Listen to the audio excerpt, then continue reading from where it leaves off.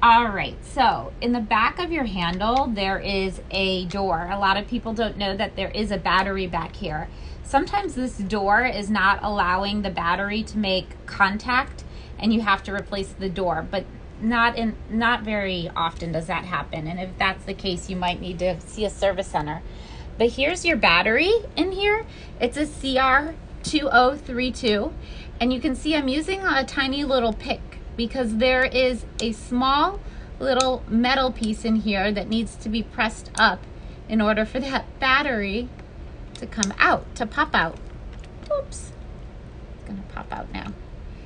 And there's your little battery. So this battery is a CR2032, like I said. It doesn't last forever. Sometimes it needs to be replaced. So that could be the reason why it's not turning on.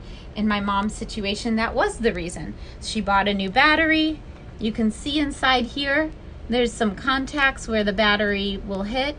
If those are bent back, you could bend them forward just a little bit. Be careful when you're doing these things on your own because you don't want to break anything. This handle is not cheap if the handle gets broken. So a new battery just goes back in and you want to pop it in, and then you can put the door back on and you should be good to go.